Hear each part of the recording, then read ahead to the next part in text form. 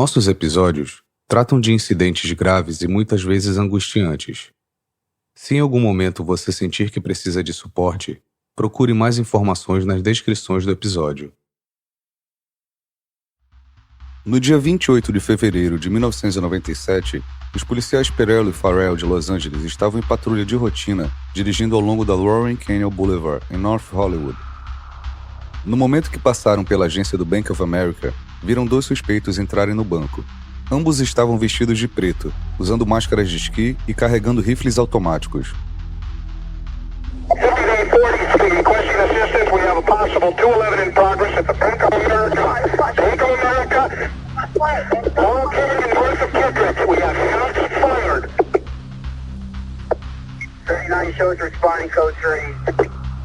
All units, officer needs help. At the Bank of America, Lower Canyon, north of Kittredge. Officer needs help. Bank of America, Lower Canyon, north of Kittredge.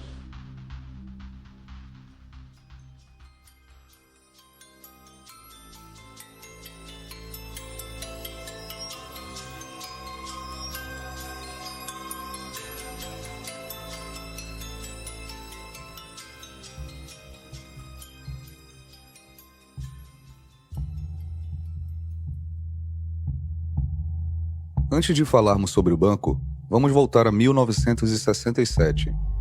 Larry Phillips Sr. tinha acabado o ensino médio quando um ano depois foi preso por profanação grave. Por causa de uma aposta quando estava bêbado, ele havia tentado abrir uma cova e remover a cabeça de um cadáver.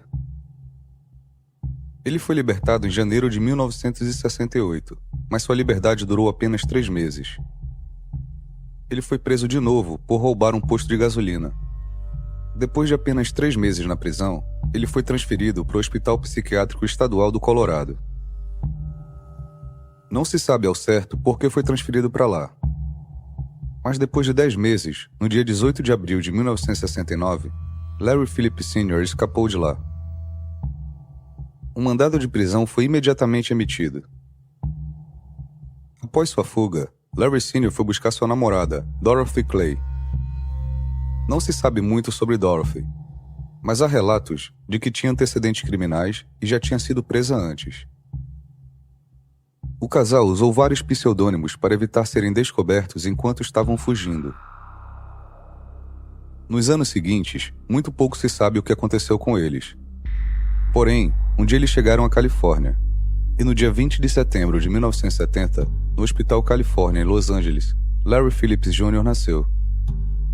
Mas o nome que constava em sua certidão de nascimento era Larry Eugene Warfel. Só 17 anos depois que ele seria conhecido como Larry Phillips Jr. Seus pais foram listados em sua certidão de nascimento como Barbara Allen e Daniel Warfel. Suas ocupações e endereços também eram falsos.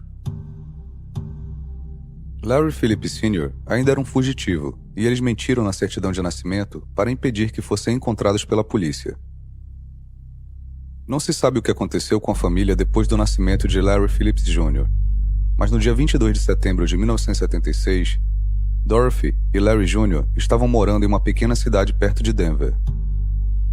Larry Sr. não estava morando com eles, mas os visitou naquele dia para celebrar o 6º aniversário de Larry Jr.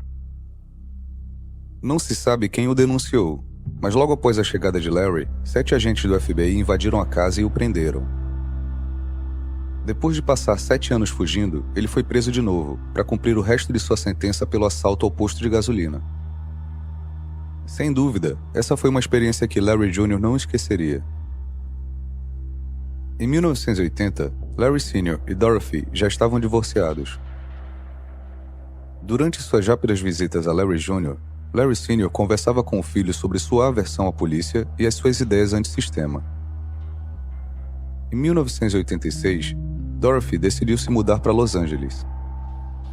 Larry Jr. tinha largado o ensino médio na 9ª série e estava namorando com uma menina chamada Sharon Santos, que mais tarde se tornaria sua esposa e mãe de seus 2 filhos. Larry Jr. havia se apaixonado pelo fisiculturismo. Depois de se mudar para Los Angeles, ele rapidamente comprou um plano de 5 anos para uma academia mundialmente famosa chamada Gold, na praia de Venice. Como muitos, Larry Jr. tinha planos de ser famoso. Ele queria ser o próximo Arnold Schwarzenegger. A sua dedicação era intensa, e as suas viagens até a Academia Gold levavam 1 hora de onde ele morava. Mas depois de alguns anos, ele percebeu que não conseguiria ser um fisiculturista profissional. Daí então, ele deixou seu plano expirar e foi procurar outras maneiras de ficar rico. Em 1990, ele aproveitou o crescente mercado imobiliário de Los Angeles para tentar fazer dinheiro. Ele solicitou e recebeu uma licença de venda de imóveis. Esta licença foi concedida com a condição de que ele passasse num exame futuro e que seu atestado de bons antecedentes fosse limpo. O atestado de bons antecedentes acabou com seus sonhos. Uma pesquisa nas impressões digitais mostrou que ele havia sido preso em 1989 por roubo de roupas no valor de $400. Essa foi sua primeira e única prisão na época. Seu sonho de ser um fisiculturista não deu certo, e agora seu plano de ter uma carreira como agente imobiliário tinha sido destruído. Larry Jr. ficou deprimido. Em vez de assumir a responsabilidade, ele decidiu culpar todo mundo. Ele começou a ter ressentimento da sociedade e suas regras. Ele voltou para Denver com seus filhos e com Sharon, que agora era sua esposa. Larry encontrou métodos alternativos para tentar enriquecer.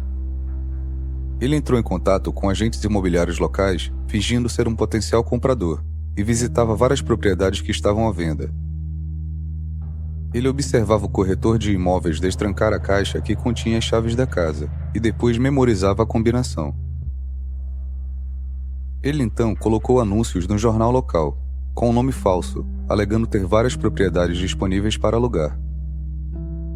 As pessoas ligavam para ele e ele levava os possíveis inquilinos para inspecionar as propriedades que na realidade estavam à venda. Larry dizia que a casa havia sido vendida e que os novos proprietários queriam alugar o imóvel o mais rápido possível. Ele aceitou adiantamentos de aluguel e depósitos de segurança. O esquema não durou muito tempo e Larry Jr. foi preso. Ele foi libertado até que houvesse uma audiência de sentença. Larry iria pegar 2 anos de prisão no distrito de Denver e teria que participar também de um programa de trabalho externo. Em 1992, enquanto esperava sua audiência de sentença, ele se separou de Sharon e a abandonou com os 2 filhos. Na verdade, eles nunca mais o viram. Ele não compareceu à sua condenação no dia 26 de março de 1993, e um mandado de prisão foi emitido contra ele.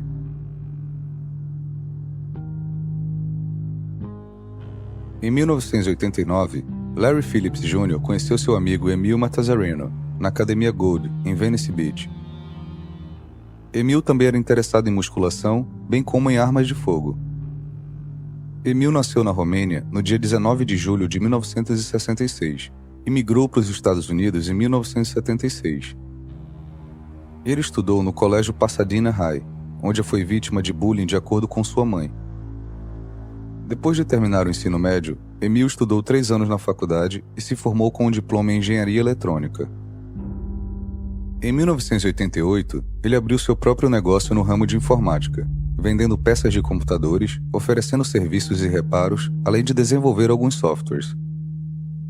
O negócio foi um fracasso, nunca prosperou. Mais tarde, ele se casou e teve um filho, mas o casamento não durou. Sua esposa o deixou. Depois de deixar sua esposa e filhos em Denver, Larry Phillips Jr. retornou a Los Angeles e se reconectou com seu amigo Emil Matazzarino. Os dois se reuniram para discutir o que iriam fazer para enriquecer, já que Emil tinha fracassado nos seus negócios e Larry tinha fracassado nas suas empreitadas de imóveis, fraudes e bodybuilding. Descrevendo de uma forma melhor, Larry estava tentando descobrir o que ele ia fazer para ficar rico e como Emil iria ajudá-lo. Larry tinha grandes sonhos de ter um estilo de vida rico e extravagante. Ele era uma pessoa que costumava dirigir por bairros nobres, estacionar na frente de uma casa que ele gostasse e se imaginar morando lá. Larry não trazia ninguém para o seu círculo interno sem planejar como a pessoa poderia ser usada para seu proveito. Ele era o tipo de pessoa que botava os outros para baixo e depois os enaltecia só para poder controlá-los. Larry era um manipulador. Emil era o seu seguidor. Ele fazia o que Larry queria. Foi no dia 20 de julho de 1993 que eles cometeram o primeiro assalto à mão armada. Eles emboscaram um carro blindado do lado de fora de uma agência do First Bank em Littleton, Colorado. Esse foi o início de uma série de assaltos que fariam Larry e Emil serem apelidados de os bandidos de alto perigo. Eles não eram suspeitos do assalto naquela época. A polícia não tinha pistas. Então, 3 meses depois, ao serem parados pela polícia, ainda não se sabia que Larry e Emil já haviam cometido um violento assalto à mão armada. No dia 29 de outubro de 1993, quando Larry e Emil foram parados em Glendale, na Califórnia, Larry estava dirigindo e Emil estava sentado ao seu lado. Eles foram parados pelo sargento Ian Grimes. Quando questionado, Larry disse que havia deixado sua carteira em casa e deu um nome falso. O sargento Grimes então perguntou de quem era o carro, e Emil respondeu que o carro era da mãe de Larry. O sargento Grimes já havia feito uma verificação e sabia que o carro tinha sido alugado no aeroporto. Ele fez Larry sair do carro e, quando o revistou, encontrou uma pistola Glock com um pente contendo 33 balas. De repente, ele ouviu um barulho dentro do carro. Ele viu que Emil havia jogado sua pistola embaixo do banco do passageiro. O sargento Grimes pediu ajuda e conteve Larry e Emil até a chegada do apoio. Quando o apoio chegou, eles revistaram o carro e acharam um rifle semiautomático e uma pistola Springfield, pertencente a Larry, e um rifle semiautomático e uma pistola Colt, pertencente a Emil. Juntamente com as armas de fogo, a polícia também encontrou um amontoado de 30 cartuchos cônicos e 75 cartuchos cilíndricos. Os dois juntos tinham um total de 1.649 cartuchos de munição de 39mm. Também encontraram 967 cartuchos de munição de 9mm, 357 cartuchos de munição .45, 6 bombas de fumaça, 2 explosivos improvisados, uma máscara de gás, 2 conjuntos de armaduras, scanners da polícia, óculos de sol, luvas, perucas, máscaras de esqui, um cronômetro, 2 latas de spray de tintura de cabelo, 3 conjuntos diferentes de placas californianas e $1.620 em dinheiro. Ambos foram levados para a delegacia de Glendale. A polícia estava certa de que tinham acabado de impedir um assalto a banco. Larry Phillips Jr. foi acusado de conspiração para cometer assalto, roubo de veículo, atividade ilegal de armas, portar uma arma carregada e perjúrio criminoso. Emil Matezerino foi acusado de conspiração para cometer assalto, atividade com armas ilegais e portar uma arma carregada num veículo. Na audiência preliminar, a acusação de roubo de veículo e a acusação de perjúrio contra Larry foram retiradas. Nas acusações restantes, eles iriam pegar 8 anos de prisão cada. O problema era que Larry e Emil não haviam falado nada e a polícia não tinha outras informações para continuar o caso. Por isso, era difícil provar que eles iam cometer um assalto, mesmo que isso fosse óbvio por causa do arsenal e os disfarces que foram encontrados. Mas provar isso no tribunal seria uma tarefa difícil. Durante a acusação, eles disseram que os disfarces eram para uma festa de Halloween e que eles tinham armas e munição porque estavam indo para um campo de tiro. Em troca das primeiras confissões de culpa, o promotor retirou as acusações de roubo por conspiração e permitiu que Larry e Emil fossem julgados por acusações muito menores.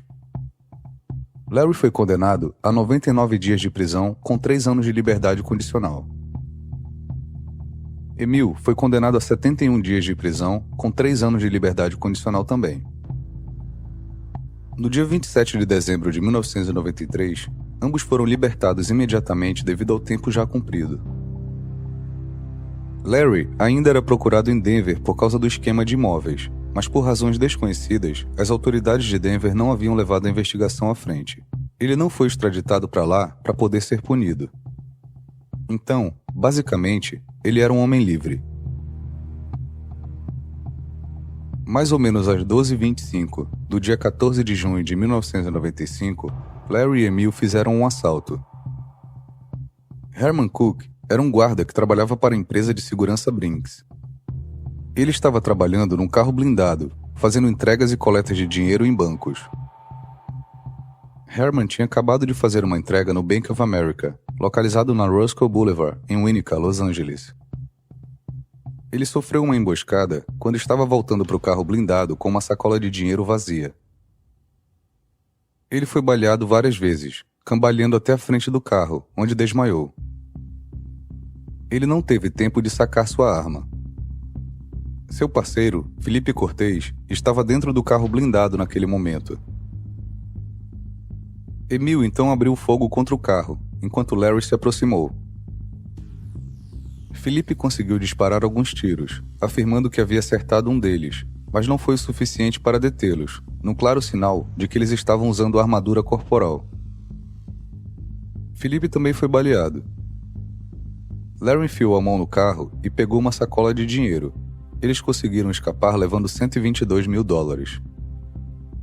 Felipe sobreviveu, mas William não teve a mesma sorte. Ele morreu em decorrência dos ferimentos à bala. Após esse assalto, Larry e Emil decidiram mudar de tática. Eles decidiram assaltar bancos, não mais carros blindados. No dia 2 de maio de 1996, pouco antes das 10 horas da manhã, Larry e Emil invadiram o Bank of America localizado na Avenida Woodman, em Van Nuys. Ambos estavam armados com rifles automáticos. Depois de gritar com todos, dizendo "Fiquem na porra do chão", Emil começou a atirar na porta blindada do caixa. Devido ao tipo de arma e calibre da bala que Emil estava usando, ele abriu a porta facilmente. Ele então gritou pelo gerente, que logo se identificou. Emil forçou a gerente a abrir o cofre e começou a encher uma bolsa grande com dinheiro. Larry permaneceu na área principal do banco, vigiando os clientes e outros funcionários. Eles ficaram dentro do banco mais ou menos uns 6 minutos e conseguiram fugir com $755.048. Em 31 de maio de 1996, pouco depois das 10 horas da manhã, Larry e Emil invadiram o Bank of America localizado em Roscoe Boulevard, em Winnetka. O mesmo banco onde há um ano atrás eles haviam roubado o carro blindado e matado Herman Cook. Da mesma maneira que o assalto ao banco anterior, eles gritaram para que todos se abaixassem. Um dos caixas conseguiu acionar o alarme silencioso antes de se deitar no chão. Emil entrou atirando pela porta do caixa, agarrou a gerente e a forçou a abrir o cofre. 2 funcionários do banco foram atingidos por balas ricocheteadas, mas eles sobreviveram.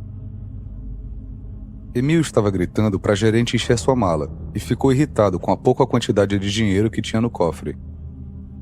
Ele continuou gritando, "Onde está o resto?"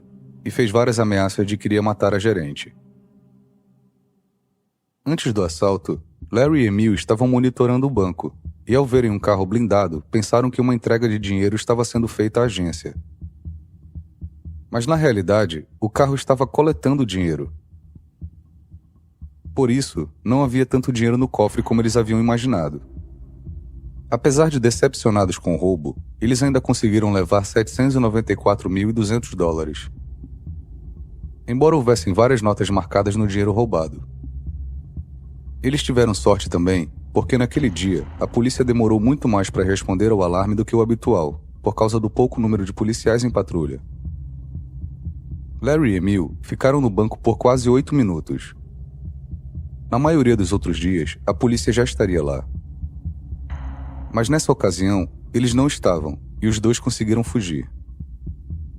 A polícia ainda não tinha suspeitos pelos assaltos, mas eles tinham um apelido para os bandidos de alto perigo. No entanto, ninguém sabia quem eram eles. Eles só assaltariam novamente 9 meses depois. A agência 384 do Bank of America está localizada na Lauren Canyon Boulevard, em North Hollywood. Larry e Emil haviam estudado e vigiado o banco, aprendendo o layout, formulando o plano e observando as entregas e coletas dos carros blindados. Eles chegaram ao banco por volta das 9h15 da manhã. Emil dirigiu o Chevrolet branco com películas escuras nos vidros em direção ao estacionamento norte, pela rua Archwood. Eles não agiam como amadores. Larry estava vestindo um colete Kevlar à prova de balas, um protetor de virilha e outros coletes que havia improvisado para proteger as canelas, coxas e antebraços. Somente a parte superior dos braços não estava protegida. A armadura pesava um total de 20 quilos. Ele também estava vestindo um colete e um cinto de carga, que continha bolsos para munição, onde ele guardou seus cartuchos para os rifles automáticos.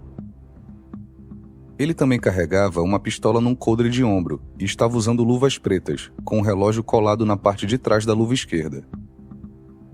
Ele estava vestindo roupas compridas e escuras, com uma jaqueta preta por cima.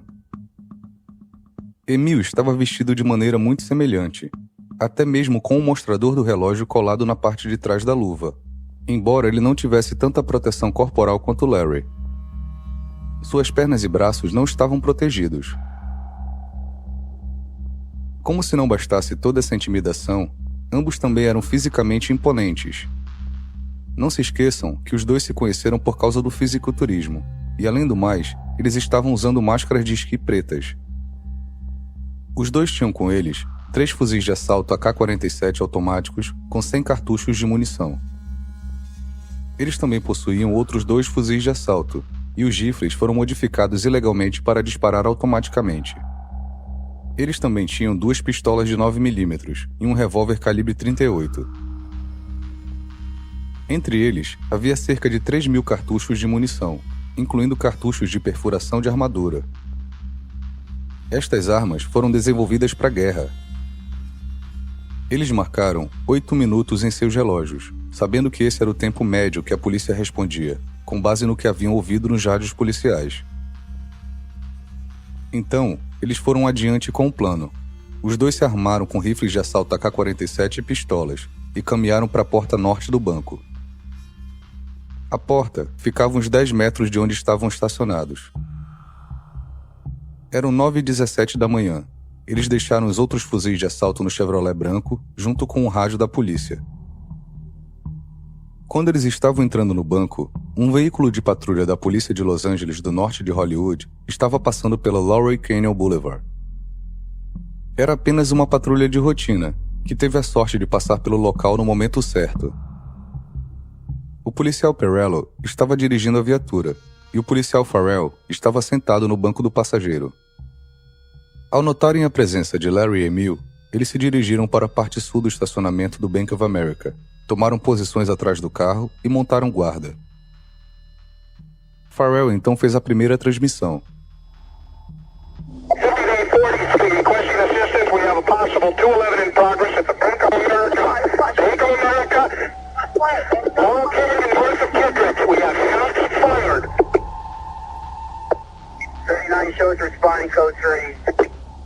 All units, officer needs help.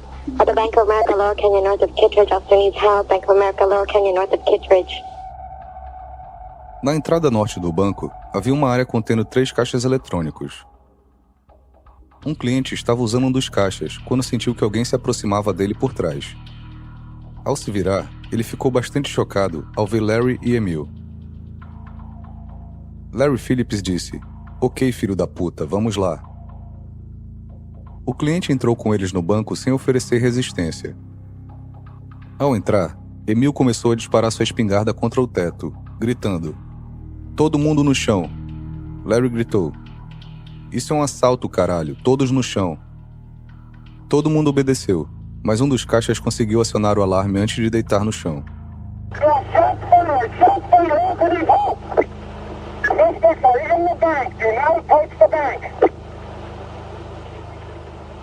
The suspects are inside of the bank. It's a 211 in progress inside the Bank of America, Lower Canyon, north of Kittredge. Suspects are inside of the bank.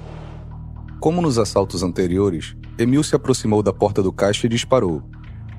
A porta era resistente a balas. Foi fabricada para impedir qualquer disparo de pistola, mas não resistiu ao fuzil de assalto automático de Emil. Ao entrar pela porta, Emil gritou: "Pega o dinheiro ou nós vamos te matar." Joe Viligrana, se levantou e se apresentou como gerente assistente da filial. Emil apontou o rifle em sua direção e ordenou que ele abrisse o cofre. Enquanto eles caminhavam, Emil bateu na parte de trás da cabeça dele com o rifle. Havia um total de 30 pessoas no banco, incluindo 5 pessoas na sala do cofre. Quando Emil e Joe passaram pela sala em direção ao cofre, Emil disparou mais tiros no teto, gritando para as pessoas que estavam lá para saírem. Larry permaneceu no saguão do banco, controlando os clientes e outros funcionários. Enquanto isso, o policial Farrell continuava se comunicando pelo rádio, dizendo aos outros policiais onde eles deveriam se posicionar. A3, I want one unit on the north side, I want a unit on the south side, and I want a unit on the back, if possible. 15839 is responding code 3 to Lower Canyon north of Kittredge. 1583 wants a unit on the north side, on the south side, and on the rear. A3, we want someone to position themselves safely to watch the front door. We don't think the suspects know you're here. 15942 is requesting a unit to safely position themselves in front of the front door. Suspects possibly do not know the PD is there. Os próximos policiais que chegaram na cena foram os detetives Tracy Angeles e William Krulak. Eles chegaram lá às 9h19 da manhã e estacionaram em frente à entrada do banco, no lado oeste. O sargento Larry Haynes foi o próximo a chegar. Ele bloqueou o cruzamento da Lauren Canyon Boulevard e Archwood Street, que ficava ao norte do banco. De lá, ele conseguia ver a porta por onde Larry e Emil haviam entrado. Acredita-se que Larry e Emil não tinham ideia de que a polícia estivesse lá fora naquele momento. Algumas testemunhas civis estavam do lado de fora do banco. Trace Fisher, Michael Horan e Barry Golding viram o sargento Haynes chegar e se aproximaram para contar o que haviam visto e ouvido. Menos de 30 segundos depois, Larry saiu do banco. Ele deve ter sido avisado de alguma forma que a polícia estava lá. Possivelmente ele ouviu sirenes, ou viu uma viatura. O sargento Haynes transmitiu o seguinte: Be advised, I think somebody just came out of the front door of the Bank of America. Unit advisors, unknown person has exited the bank. Larry saiu pela parte norte do saguão de caixas eletrônicos. Ele casualmente olhou para os lados e examinou o cenário, sem parecer preocupado. De onde estava, ele provavelmente só podia ver a viatura do sargento Haynes. Portanto, para ele, não parecia tão ruim assim. Porém, havia mais policiais por lá, sem mencionar que uma grande quantidade ainda estava a caminho.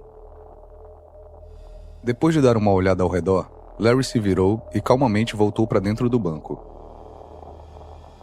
Logo depois disso, o policial Martin Whitfield chegou e estacionou ao lado do sargento Haynes. Olha! Dessa vez não tem falsete e nem camarão! Estamos juntas pra anunciar o novo hit do verão! É Cheetos Crunch e veio trazer barulho nesse verão! Estou aqui com a minha amiga... É a Melody e a Laurinha. Pode parecer incrível! Porque Cheetos Crunch é irritantemente irresistível. Olha o Cheetos Crunch!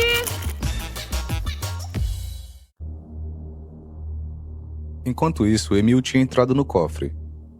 Mas a execução do plano estava demorando mais do que o esperado, pois o dinheiro havia sido separado em diferentes caixas que continham fechaduras. Isso foi desenvolvido para retardar o tempo gasto em assaltos, e estava funcionando. Emil forçou o gerente assistente Joey Viligrana a abrir as caixas e colocar o dinheiro em sua bolsa. Larry foi até um segurança que estava deitado no chão do saguão. Ele colocou o pé no pescoço dele, apontou o rifle e disse: "Se você se mover, filho da puta, eu vou te matar. Quando eu mandar, quero que você leve todas essas pessoas para o cofre." O segurança concordou.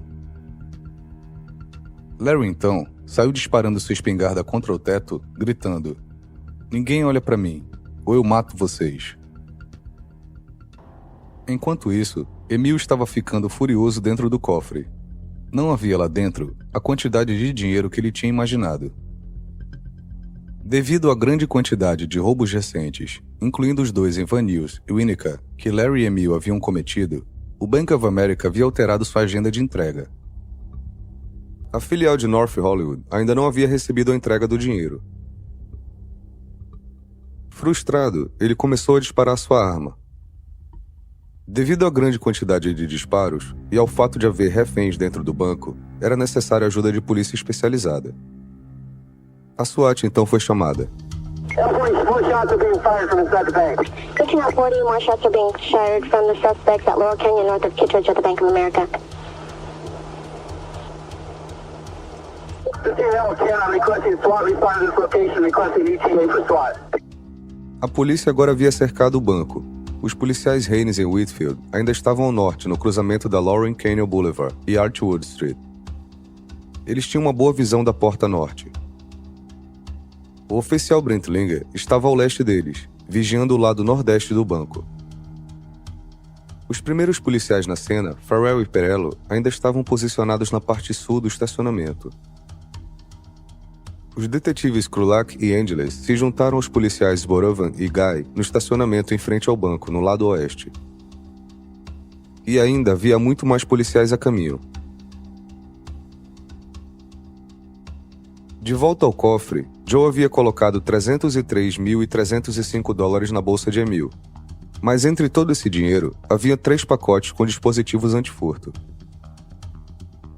Emil saiu do cofre em direção à porta do caixa. Larry gritou para uma funcionária do banco. Abra a porta! Abra a porra da porta! Ela obedeceu. Larry então gritou para o segurança. Bota essas pessoas no cofre, agora! Os funcionários e clientes foram para dentro do cofre. Já eram 9h24 da manhã e Larry e Emil estavam dentro do banco há mais de 7 minutos. Larry atravessou a porta norte do banco, olhando diretamente para o cruzamento da Archwood Street e Laurel Canyon Boulevard, onde Haynes e Whitfield estavam. Sem hesitar um segundo, Larry abriu fogo, primeiro na viatura de Haynes. As 3 testemunhas civis ainda estavam lá. Todos se esconderam imediatamente assim que o tiroteio começou. Whitfield estava atrás de sua viatura ao lado de Haynes. Larry mirou e atirou nele também. As balas atravessaram o carro com facilidade e o policial Whitfield ficou ferido. Enquanto Larry disparava para o norte, o policial Sborovan viu uma oportunidade. Ele estava posicionado a sudoeste em relação a ele, protegendo-se atrás de um quiosque de chaveiro com o policial Guy e os detetives Krulak e Angeles. Larry estava praticamente de costas para Sborovan. Sborovan aproveitou a oportunidade, saiu de trás do abrigo e atirou 2 vezes com sua pistola. Algumas balas atingiram Larry pelas costas. Uma até encontrou uma brecha na sua armadura e o atingiu diretamente. O tiro fez Larry cambalear, mas não o derrubou. Ele se virou em direção a Sborovan, que voltou a se proteger atrás do quiosque do chaveiro. Larry abriu fogo no quiosque disparando mais de 100 tiros.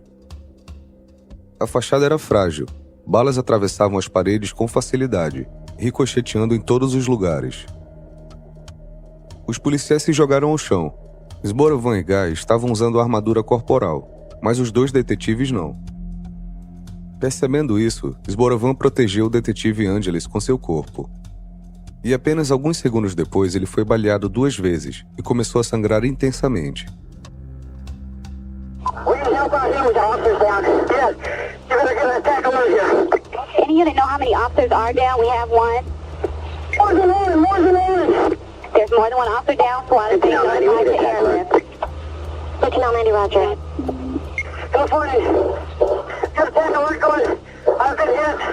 1540 advised he has been hit. SWAT is being declared. 1540, 1 other officer has been hit. We are declaring attack alert. RA is en route. SWAT is being notified to airlift.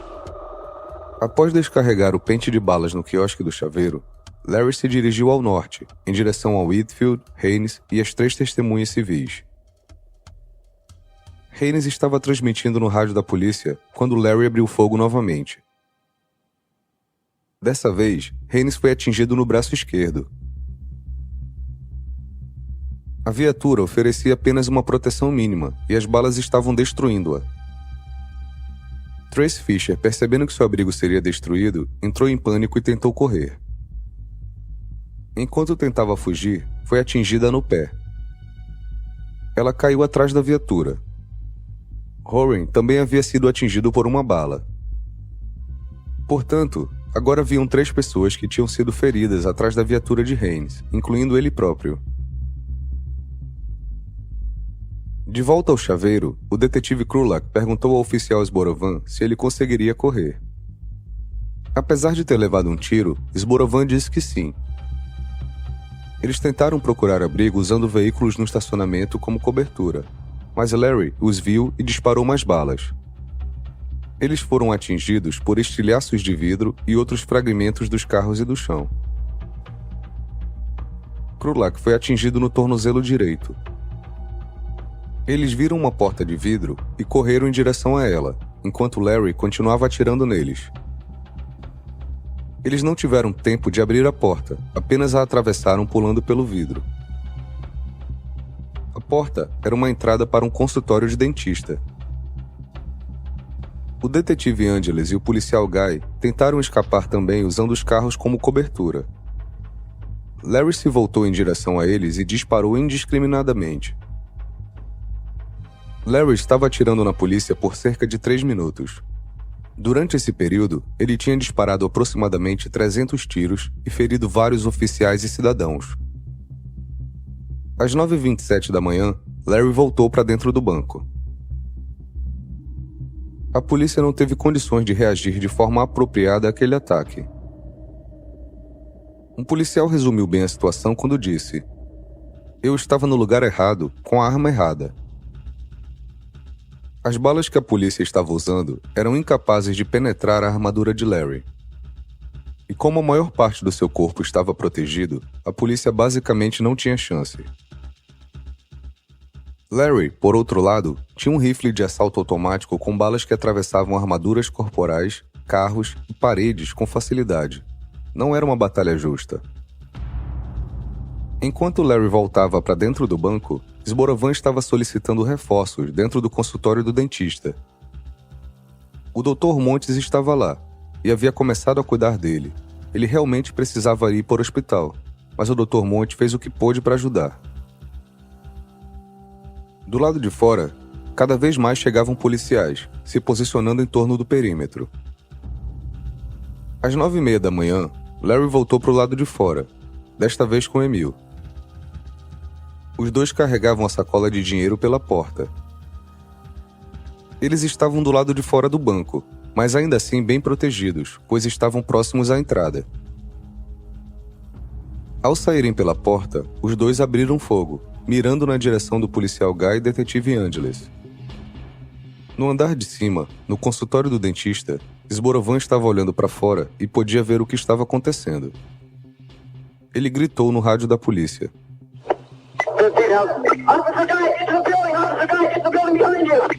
Sborovan estava tentando direcionar seu colega para um local seguro, mas o policial Guy foi impedido pelo intenso tiroteio. As balas atravessaram o carro que ele estava usando para se proteger, e ele foi atingido na coxa direita. Ele tirou o cinto e o usou como torniquete, o que realmente salvaria sua vida. O detetive Angeles também foi ferido. A polícia estava basicamente desamparada neste momento. A maioria dos policiais que chegaram primeiro na cena do crime havia sido ferida.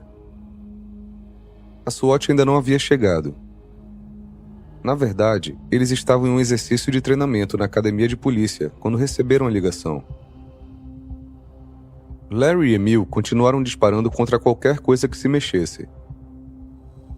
Apesar de estarem completamente cercados, eles saíram calmamente da entrada do banco e foram para fora. Os policiais feridos Haynes e Whitfield, que ainda estavam atrás das viaturas com os 3 civis, viram Larry e Emil sair do banco e se encaminharam na direção deles. Eles decidiram tentar proteger os civis afastando-os do tiroteio. Então Haynes e Whitfield se levantaram e correram, fazendo com que os bandidos atirassem em sua direção. Haynes conseguiu chegar até umas árvores próximas tentando se proteger, mas foi atingido novamente, dessa vez na panturrilha esquerda. Whitfield se escondeu atrás de uma árvore adjacente, mas tinha sido atingido na coxa. A bala quebrou seu fêmur, deixando-o debilitado. Ele conseguiu rastejar para trás de uma árvore. Não satisfeitos em apenas feri-lo, Larry e Emil continuaram atirando, determinados a matá-lo. Agora haviam policiais baleados em todos os lugares. I need an RA unit, please. Help. In front of the building before the parking lot.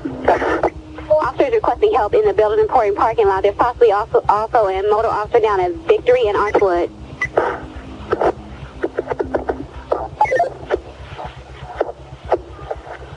I need a checkpoint overnight. Rick here, get back. Unit that just requested help. What is your location? The Builders parking lot? Affirmative, south of Hughes, in the parking lot and in the building. Multiple officers hit. Multiple officers hit in the building south of Hughes Market. Multiple officers hit. They're sending in a tank for the officers. Nice. So on the north side of the bank. On the north side of the bank. Oh yeah, this is a citywide TAC alert. We are now on TAC alert due to an unusual occurrence in North Hollywood Division. A citywide TAC alert at this time until further notice. Os helicópteros da mídia haviam chegado e feito as primeiras imagens daquele caos, que seriam transmitidas para o mundo todo. Um helicóptero da polícia também circulava acima, informando aos colegas sobre as movimentações na cena. Larry carregou a bolsa contendo dinheiro em direção ao carro, o Chevrolet branco. Emil ainda estava atirando, dando cobertura a Larry. A essa altura, os dispositivos antifurto haviam explodido dentro da sacola, mas muito dinheiro ainda dava para ser utilizado. Larry colocou a bolsa próxima ao carro e pegou mais algumas munições. Emil estava um pouco atrás dele. They're going to north. They're going to the front, out north.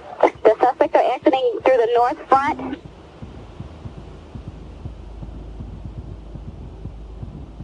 They have... Suspects are on the north side of the building. They're walking around like nothing. They got AK-47s, two of them, they're dressed in all black, heavy body armor. The suspects are exiting the bank on the north side of the building, armed with AK-47s, wearing heavy body armor. Yes, Harry, these guys are firing at the officers. Tell officers to stand back. These guys are firing at the All officers. officers, get back per the air unit. The suspects are firing at all officers. Stay down per the air unit. Enquanto caminhava para o carro, Emil foi atingido acima do olho direito com uma bala. Por uma questão de milímetros e muita sorte, o tiro não o matou. Emil então caiu de joelhos atrás do veículo, enquanto avaliava o ferimento. Depois de perceber que estava bem, ele entrou no Chevrolet. Ele também havia sido atingido na panturrilha. Larry não parecia muito interessado em entrar no carro. Ele continuava atirando em tudo e todos, mas havia muito mais policiais na área, e ele próprio estava sendo alvejado de todas as direções. Ele foi baleado pelo menos 3 vezes somente nessa última troca de tiros, mas nenhuma das balas o derrubou. A armadura ainda estava funcionando. These guys are getting ready to get it. One suspect is in the white vehicle. One suspect has entered a white vehicle. The white vehicle that's the white vehicle that's on the west side of the bank. One suspect is still firing at the officers to the rear location. All officers stay down. One suspect is still firing at officers in the rear of the bank. One suspect has entered a white vehicle on the west side of the bank. Enquanto esperava a chegada da SWAT, o comandante da polícia de North Hollywood pediu a qualquer policial disponível que fosse a uma loja de armas para obter armamento capaz de penetrar a armadura corporal de Larry e Emil. There's nothing we have that can stop them. To any unit that is available to go to B&B and pick up some weapons. They're requesting someone to go to BAD and pick up weapons. Tiffany on 10, do you have anybody available to go to B&B guns? Hang on. SWAT unit, come in. Crash 41, we're responding to B&B guns. Striker lane 2's going. 15 Crash 41 is going to get guns. Uma equipe de detetives e uma equipe de emergência responderam à chamada. A loja não estava aberta quando chegaram lá, mas eles conseguiram que os funcionários a abrissem. O dono da loja instruiu seus empregados a dar aos policiais o que eles quisessem. Os reforços policiais continuavam atuando, e Larry estava recebendo cada vez mais tiros. Ele voltou para o Chevrolet e trocou de arma.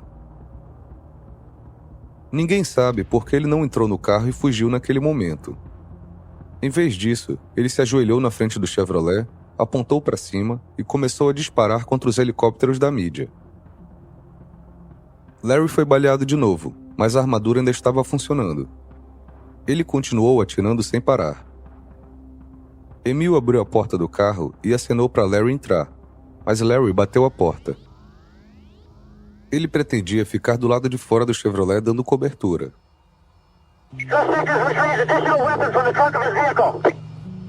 The suspect is retrieving additional weapons from the vehicle and shots are being fired. The suspect is walking along the east side of the bank. He's just daring people to come after him. He's got additional weapons. The trunk is open on his vehicle. Good day out there, and somebody has a shot taken. Suspect's head. One suspect is walking east of the bank. 1510 advised if someone has a shot, take it. This guy is not going down. He's got heavy body armor. Go for the head. The suspect has heavy body armor. The officers are firing at him and he's not going down. Apesar de Larry ter sido atingido várias vezes, isso não o detinha. A armadura corporal era muito eficaz. Por isso, apenas um lugar tinha que ser mirado. A ordem foi dada, e era para atirar na cabeça. Enquanto isso, o policial Whitfield continuava mantendo contato via rádio, porém estava ficando inconstante. We have an officer down Victory west of Laurel Canyon. He needs help. Code 3, he is passing out.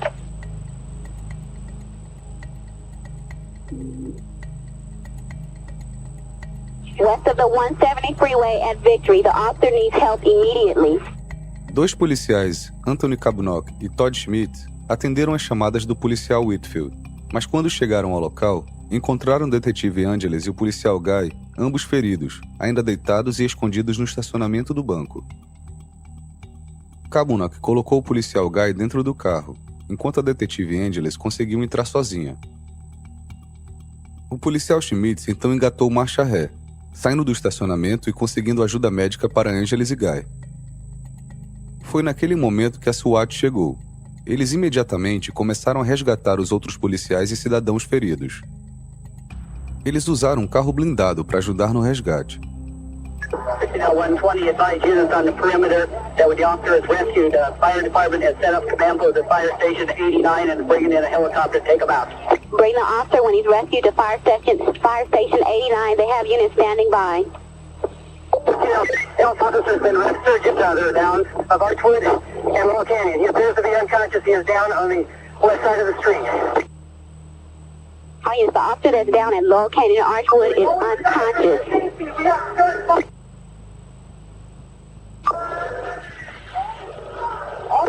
Shots are being fired still. The officer is down at Archwood and Laurel Canyon.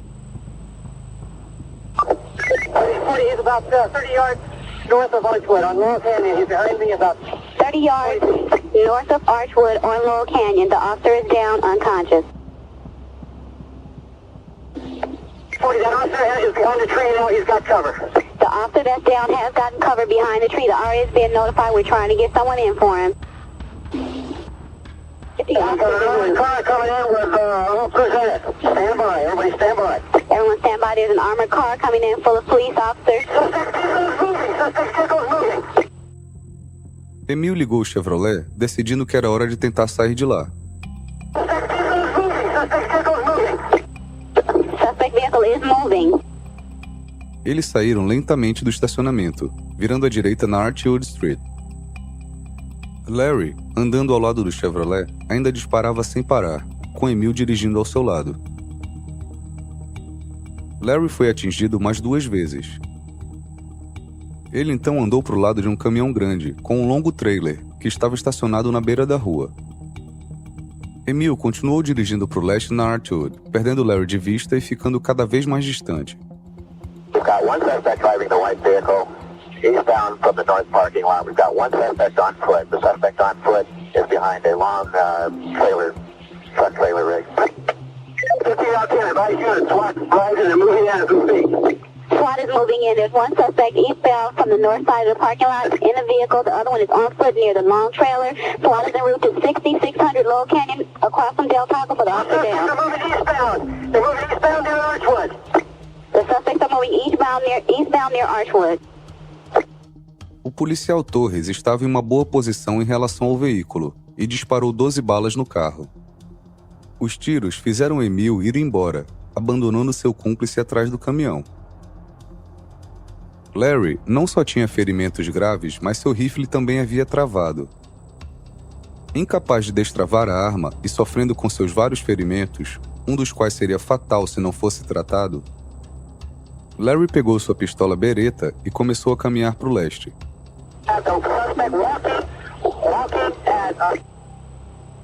Toward 1 Street east of Laurel Canyon. The suspect is walking towards 1 Street east of Laurel Canyon from Archwood. Bem à frente, ele podia ver Emil ainda no Chevrolet, mas Emil não estava esperando por ele, e sim fugindo da perseguição dos policiais. De qualquer maneira, pelo menos 7 policiais estavam indo ao encontro de Larry, que continuou atirando na polícia com a Beretta, sendo baleado mais uma vez. Ele agora tinha sido baleado 11 vezes. O último tiro atingiu sua mão, o que fez ele soltar a pistola. Ele pegou a pistola de volta do chão, colocou o cano embaixo do queixo e deu um tiro em sua própria cabeça. Ele morreu instantaneamente. Larry Phillips Jr. tinha 26 anos. Enquanto isso, Emil ainda estava recebendo tiros da polícia, sendo perseguido pelo chão e pelo ar. Ele rapidamente percebeu que precisava trocar de carro, pois o Chevrolet estava vazando gasolina e tinha pneus furados. Ele ainda estava dirigindo para o leste, na Archwood Street, quando um sedã vermelho veio em sua direção. Vendo um carro cravejado de balas na sua frente e Emil ao volante, o motorista do Ford vermelho começou a dar ré. Emil saiu do Chevrolet e fez sinal para o Ford vermelho voltar. Mas isso não aconteceu, e Emil começou a atirar em sua direção. Be advised, the suspect in the white vehicle is at Lemp. He's out of the vehicle. He's shooting at civilians. The suspect is out of the vehicle at Lemp shooting at civilians. Tudo isso estava sendo filmado, e Emil estava ficando cada vez mais desesperado. Fugir agora parecia quase impossível. Ele voltou ao Chevrolet e ficou sentado, sem fazer nada. Ele ficou lá por mais de 10 segundos, depois dirigiu o Chevrolet para o leste, na Archwood Street. The suspect is back in the white vehicle. He is now moving slowly eastbound between Lemp and Beck. De repente, ele viu um Jeep Gladiator de 1962 sendo dirigido por Bill Maher. Emil começou a atirar no para-brisa do Jeep. Isso foi o suficiente para Bill parar o carro e sair correndo. Emil estacionou ao lado dele, saiu e jogou suas armas e munição dentro do Jeep. Ele entrou e tentou dirigir, mas não conseguiu ligar o carro.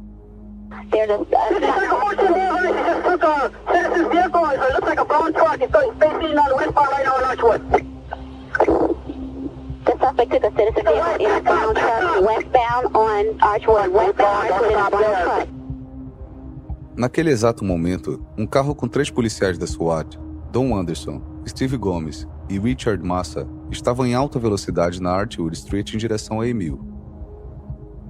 Emil ainda estava no Jeep de frente para o oeste, na Archwood, com os policiais da SWAT de frente para o leste, estando assim um de frente para o outro.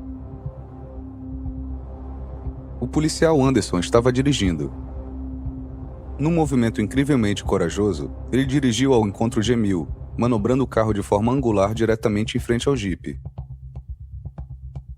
Quando viu os policiais da SWAT chegarem, Emil saiu do Jeep e se escondeu atrás do Chevrolet. Apenas 10 metros de distância separavam os policiais da SWAT e Emil, com 3 carros entre eles, e um novo tiroteio então foi iniciado. Westbound Archwood.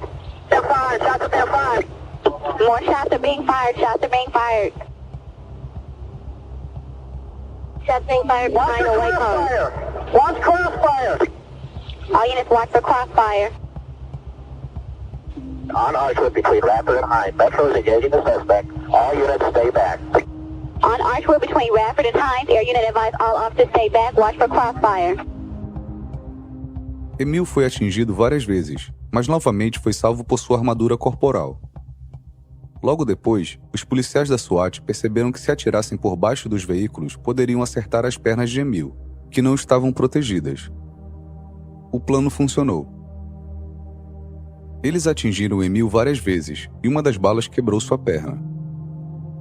Ainda assim, Emil não desistiu. Ele continuava tentando atirar nos policiais da SWAT, mas os policiais estavam vencendo a batalha. Emil foi atingido mais vezes, sendo finalmente neutralizado. Emil caiu e largou a arma, e a SWAT avançou. Essa troca de tiros durou pouco menos de 2 minutos. O tiroteio de North Hollywood terminou às 10h01 da manhã. A cena ainda permanecia obviamente caótica. Havia policiais e civis feridos em todos os lugares. E a polícia de Los Angeles ainda não tinha certeza se eles tinham pego todos os bandidos ou se ainda havia mais alguém à solta. A cena e as áreas próximas não foram totalmente liberadas até as 12 horas seguintes. Emil ainda estava no chão, mas ele ainda estava respirando. Ele ficou sob a guarda do detetive James Wojcicki e do policial John Futrell. Emil havia sido baleado 29 vezes. Ele permaneceu vivo por 65 minutos, já que o serviço de emergência não chegou a tempo, morrendo assim no local. Ele tinha 30 anos. Alguns anos depois, a família de Emil entrou com uma ação civil contra a polícia de Los Angeles, e especificamente contra os 2 policiais que tomaram conta dele. A polícia de Los Angeles respondeu dizendo que, segundo o procedimento padrão, não é permitido o acesso de paramédicos à cena do crime ainda em provável andamento. Eles afirmaram que naquele momento ainda acreditavam que poderiam haver outros criminosos armados à solta. O júri não pôde decidir e o caso foi suspenso. Após esse resultado, a família de Emil acabou desistindo da ação civil. Durante o tiroteio, Emil e Larry haviam disparado uns 1.100 tiros, enquanto a polícia disparou uns 650. Mais de 300 policiais participaram da ocorrência policial que envolveu toda a cidade. 17 policiais receberam a medalha de honra por suas ações e bravura. No total, 32 policiais haviam atirado em Emil e Larry. 11 policiais e 7 civis haviam ficado feridos. Mas por algum milagre, as únicas pessoas que morreram foram Larry Phillips Jr. e Emil Matusarino. L40, be advised, any units we have here are unusable. The black and whites are all blown up. All the black and whites at the location are unusable. They have shots fired.